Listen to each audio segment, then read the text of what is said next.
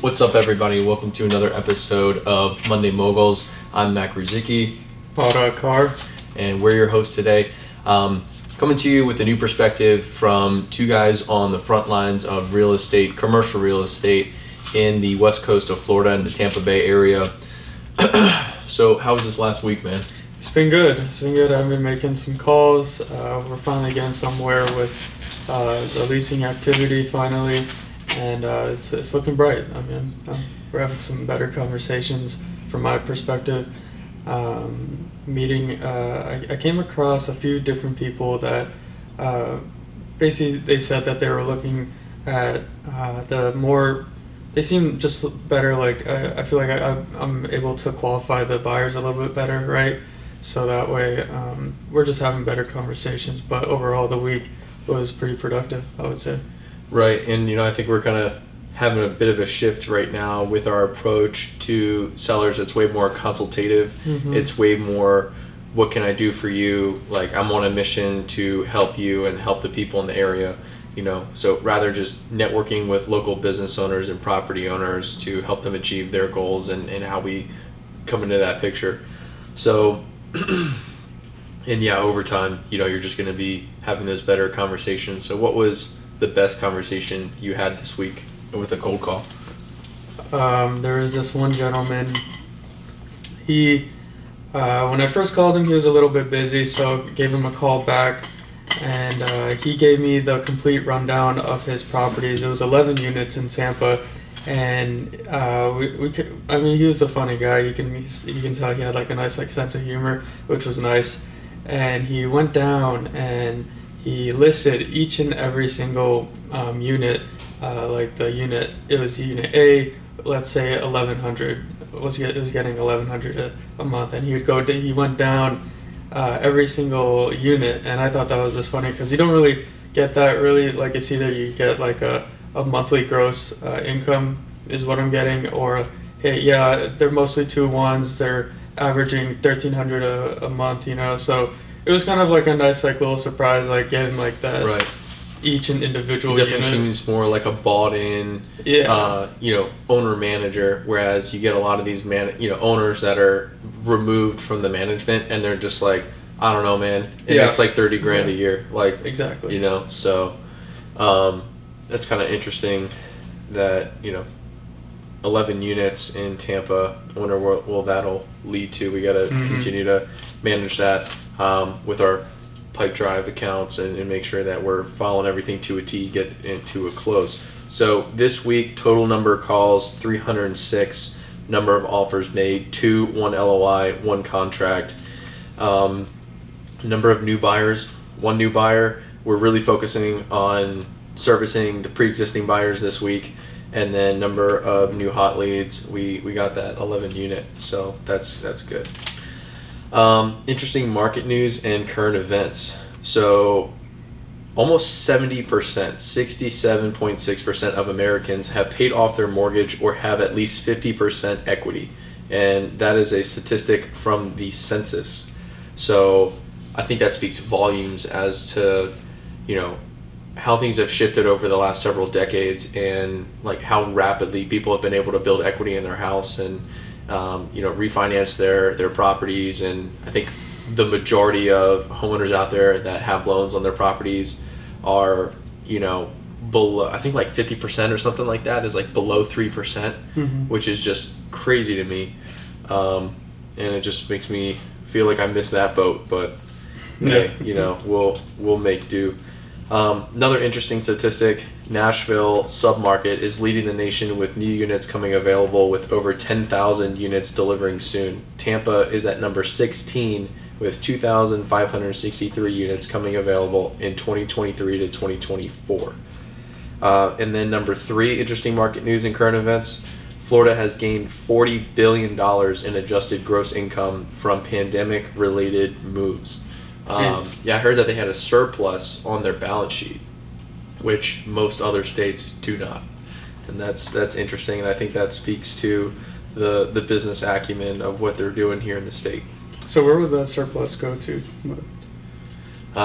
roll over into next year, and they'll use it on another program, whether that's like, redoing the highways, or it's building bridges, or building schools, or bolstering police force. I don't know, something like that.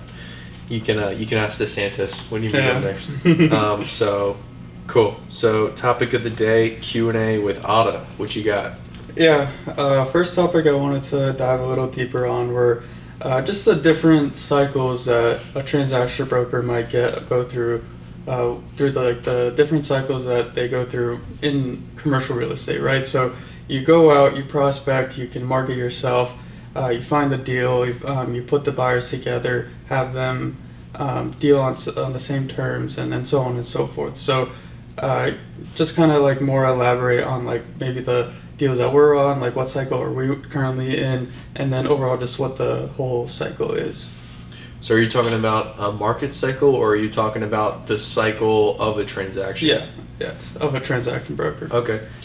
Yeah, so transaction broker, basically you're going out there, you have a buyer with a need, you're going out there and you're finding that need as an acquisitionist, and that's basically where I came from, the last brokerage, and I just apply that to what I'm doing now on a larger scale. And so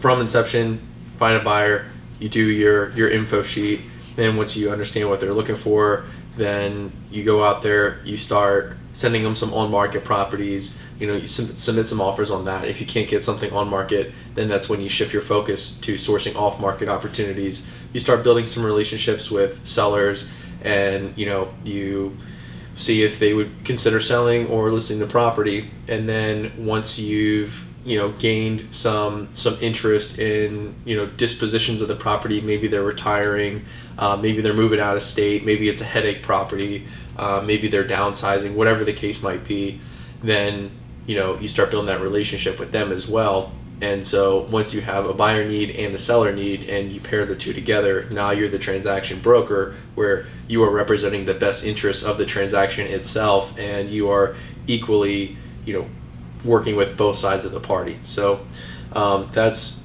how that transaction comes together.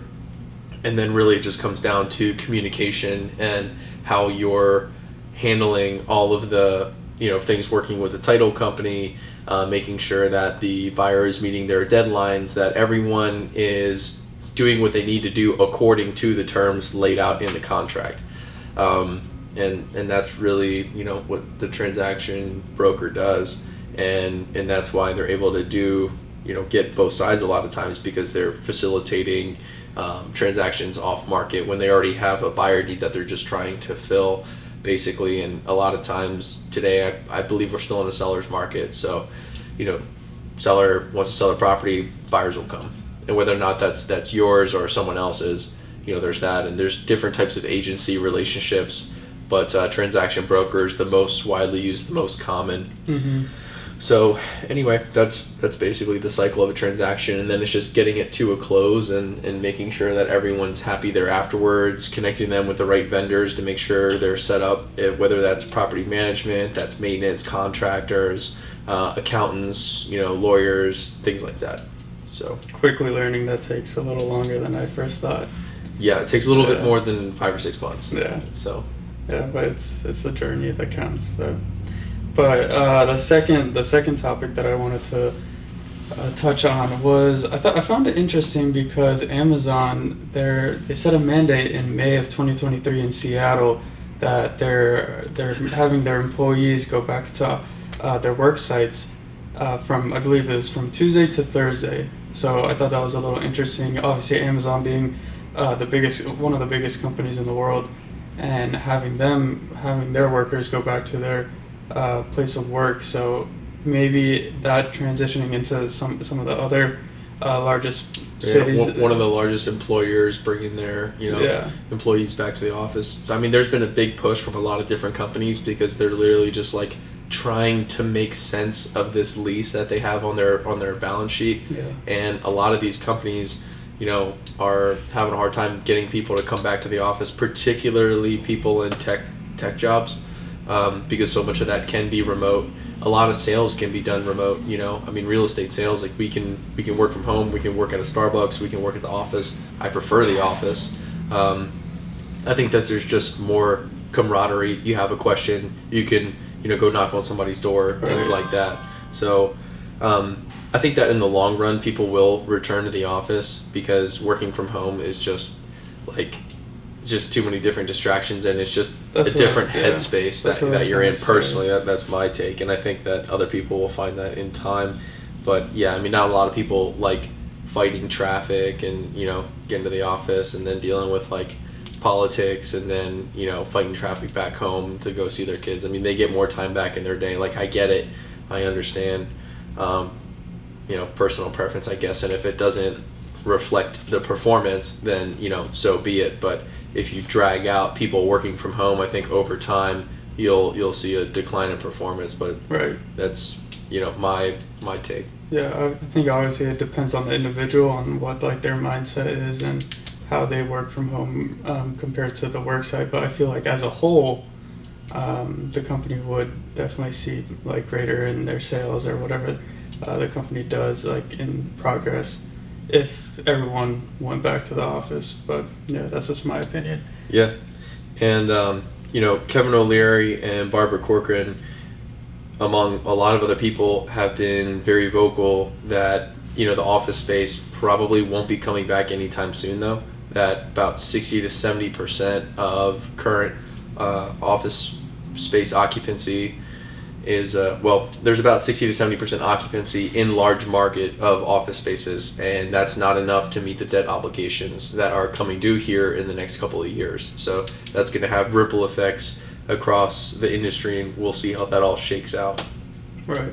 So next topic that I wanted to touch on also were opportunity zones. I feel we've been learning a little bit more about that in the past few weeks. Overall, just what are the benefits of opportunity zones? How can individual use if they can get rid of their deferred tax if they reinvest it into a QOF, a qualified opportunity fund, and also how what makes obviously that property has to be in an opportunity zone, but does it differ on the type of property? So does every property qualify for that type of benefit? So you're talking about two things. Yes. You're talking about a two-part question. Well, yeah. So you're talking about 1031s, and then you're talking about opportunity zones. Mm-hmm. So 1031s is you buy a property, that property appreciates, and when you go to sell it, now your profit then becomes your basis, I guess, and then that is moving into another property, so you're just deferring that tax, kicking the can down the road, and you'll pay that tax at a later date. And so if you kick the can down the road long enough and then an opportunity zone comes up, or really we're also talking about DST programs, which is something we're going to get into next, but Delaware Statutory Trust.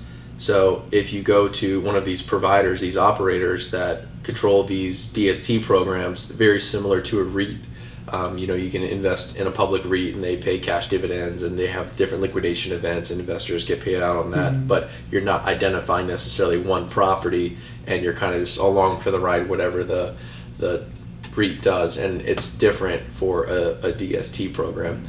And so some of these DST programs, specialize in these opportunity zones. So when you have a 1031 and you have, say, $1.5 million in deferred tax on another property, rather than paying long-term capital gains on that, you can put that deferred tax of, say, $1.5 million with the gains and everything else from the property into the DST qualified opportunity zone property that they have. And when that's done, when that fund is done, then you have the deferred tax that you can write off to the amount of time that it's been in the opportunity zone for, and I think it's 10 years. There's been some back and forth since its inception in 2017 as to if it's on an annual thing, if it's 10% a year, or if it's just the 10 years. I've kind of heard mixed things here in the last week since we've been working on a very similar scenario. So Anyway, but that's a really great way to get a triple tax break because you don't have to pay the capital gains. The income tax that you'd be making from it is non-taxable, and then you hold it for 10 years, and there you go. Right. So anyway, all that in a nutshell. Again, I'm not like a 1031 specialist. There's people that I go to for things like that, but that's just kind of the rough framework and the way that I think most people should do that if they have the right motivations to, say, retire, get out of the game. They don't want to do the management anymore. 1031 DST, triple tax break, no more management, you're good. Right. So cool. So that kind of gets also into some of the additional notes here. Some things more locally, like the 4x density multiple coming to downtown Sarasota within their opportunity zones. So I mean that's kind of crazy. If it's zoned for, say, 50 units an acre, now you can be up to 200 units an acre. So I think we're going to see a lot of vertical development there in the next 10 years for sure, and that'll be. I think Sarasota is going to look completely different in 10 years. So a lot of money is pouring in there right now. A lot of deals getting done. That's an area where buying and selling, purchase sale agreements are happening quite frequently, but the word is out locally, so it's not unheard of right now. People are kind of wanting a premium for stuff. But yeah, and so there's also a KW commercial meetup in Sarasota we went to a few days ago, and so that's with Gavin Oberlin, and he's such a good dude, and he's just like a good-hearted guy. He specializes in industrial, and that's his niche. He crushes it. He makes a ton of cold calls. He has a few admin that he works with, and he does stuff all over the state. One of the things I thought was the most interesting is that 70% of his listings are outside of his local area of Sarasota. 30% are local to Sarasota. And when we were talking to him the other day, he called on a for sale by owner, picked up 8 listings one morning, had signs out on the property 2 days later. That's nuts. That. When I hear stuff like that, I mean, it makes me feel like we're just not making enough calls. So anyway, KW commercial meetup. It's on the 3rd Thursday of every month in Sarasota. This last week's was at Yard House down there, but it's probably getting moved next month. Hillsborough County Housing Authority Section 8 Landlord Training / Certification. So on the Quadplex property that I was able to raise some money for and go do that deal, there's no guarantee that you're getting paid on time from the tenants that are currently in there on the leases from before. And that's kind of been a struggle, having to call them like 4 or 5 times in order to make sure that they're getting that payment in. Whereas if you have these Section 8 properties, if you turn it into a Section 8 property, tenants get these vouchers, they don't want to lose the vouchers, and it's more guaranteed income. You got to be careful to use the G word, but it is more reassuring. Regardless of what's going on in the market, you rely on that more. So that's something that I'm looking to do. That's a good program that was recommended to me that I'm probably going to partake in the next couple of weeks or months. And then one of the presentations that happened here in the last week was Proppy. So they are a blockchain title company, and the reason why I think this is so needed and such a powerful new technology is because if you look at the pre-existing title companies, they go through their records, they run chain of title, they do this and that, and it takes a while to get all of this in. Whereas if you just have it stored on one central title company blockchain, you're getting the surveys, you're getting the previous mortgage docs, you're getting everything that goes on with the title work in one spot, and it's time stamped, it's what they call it, it's like irrefutable or immutable, so you can't edit it. And once you go in, you can just pull that information out and you can get a closing done in maybe half the time. I mean, if you wouldn't have to go back and do a survey because the buyer lost it, that would definitely save time and money. So that's really nice. And they also take care of a portion of the transaction coordination, so everybody gets updated at the same exact time. So that's really nice. A lot of really great features with what they're doing. So big proprietor of what they're doing, and they also take crypto payments. And so, every 3 or 4 years we see a really big run up in the crypto thing, and it's logarithmic, where it basically just adds another zero at the end of it. So, if we're at 25,000 now, I wonder if that's gonna put us in the 6-figure range on the next one in 2024. I know a lot of people are calling for it. If that happens, people are gonna probably take a lot of these gains, and they're gonna probably want to put it into real estate. Mm-hmm. So this title company, I think, is going to be a big proprietor for that. Talking about crypto, SEC has recently recognized, I want to say maybe like a dozen different cryptos as securities, which is a huge leap in the crypto space, because for the longest time it was just a lot of gray space, and now I think we're finally getting around to some of the clarity. And I think the SEC is actually starting to get some backlash because they have not provided any clarity. And Coinbase has made that very clear in the lawsuit that they're entering into now. So that's interesting to me personally, and I think for some of our listeners and viewers out there. Takeaways from this week's reading. So what are you reading right now? Right now I'm reading Think and Grow Rich by Napoleon Hill. And I'm pretty early in it right now, but so far I'm really enjoying it. He basically likes to go into the overall, like, how powerful the mind is, and like what you focus, and like how you focus that towards the certain goal of just getting rich all in all. He discusses how how most people grow up that might have poor parents, that they kind of not knowingly they gear them towards that same mindset. And most people have the mindset of, I have to make money, or like I can't be poor. And he basically goes a little further on shifting that mindset on how I can become wealthy. So like I said, I'm pretty early in it right now, but overall I'm really enjoying it. Mm-hmm. Mm-hmm. Yeah, I read Think and Grow Rich like probably 4 or 5 years ago, so yeah. A lot of that has escaped my memory, but I do remember that being a really good book, and one of the things that a lot of the speakers and self-development people that I've followed had recommended, so it's definitely a good book. Right.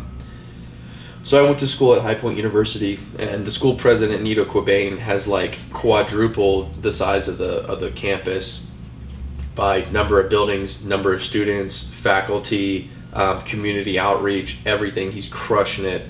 And so his name is Nito Quabain, and he wrote a number of books, including How to Be a Great Sales Professional. And so that's what I'm reading right now.